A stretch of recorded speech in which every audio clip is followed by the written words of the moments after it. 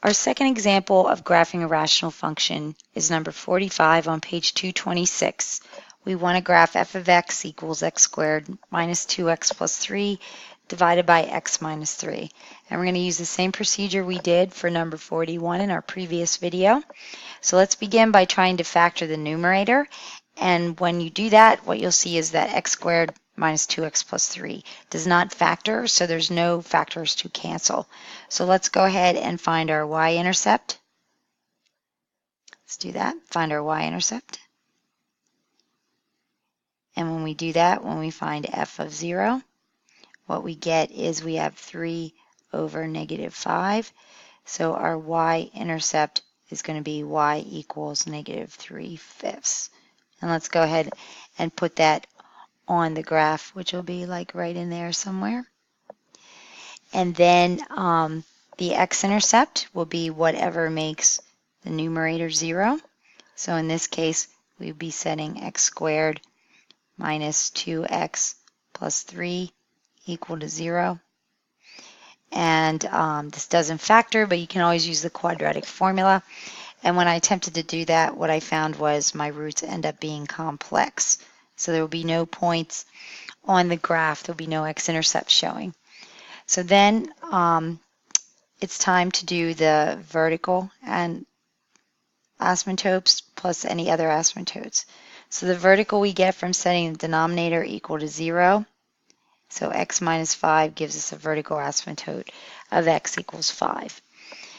Now, there isn't a horizontal one because the degree of the numerator is greater than the degree of the denominator, but we do have a slant asymptote, so our end behavior is going to be slanted. So we just put this as our end behavior.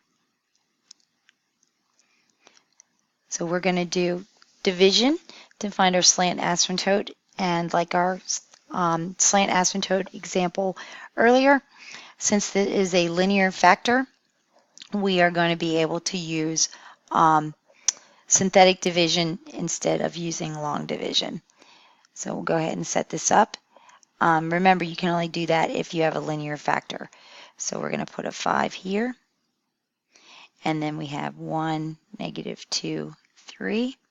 And when I do my division, what I get is a linear equation. And so my slant asymptote is going to be the line y equals x plus 3. And like our last example, we ignore the remainder because it won't affect the graph. So let's go ahead and put those two features on our graph. And when we do that, we get a vertical line at x equals 5.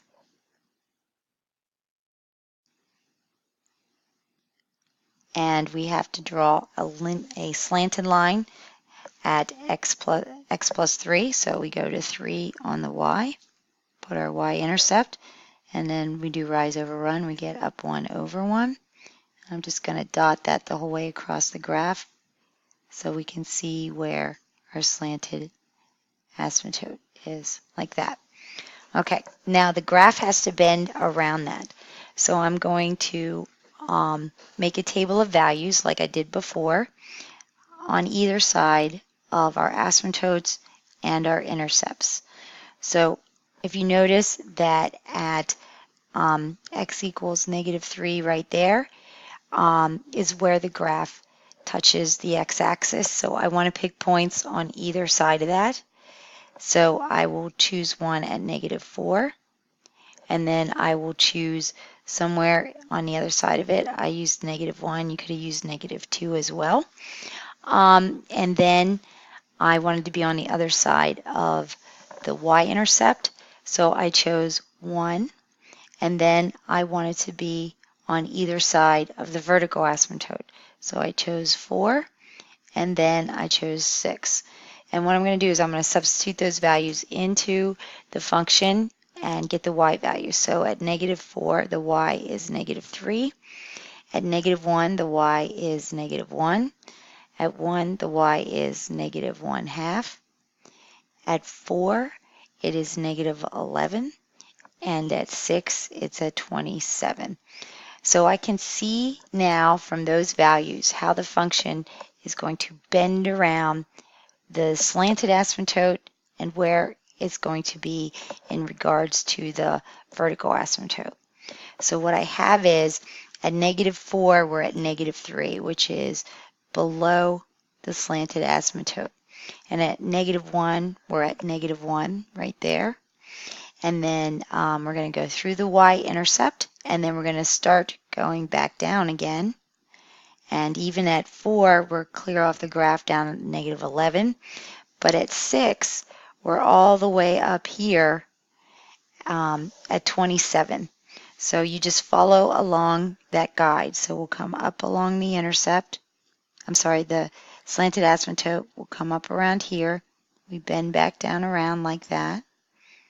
And then on the other side, we're going to come down and bend back around like that. And that is what the graph of x squared minus 2x plus 3 over x minus 5 will look like. All we have left to do now is to write our limit behavior for our asymptotes. So starting with the vertical, so I'll just slide that in here.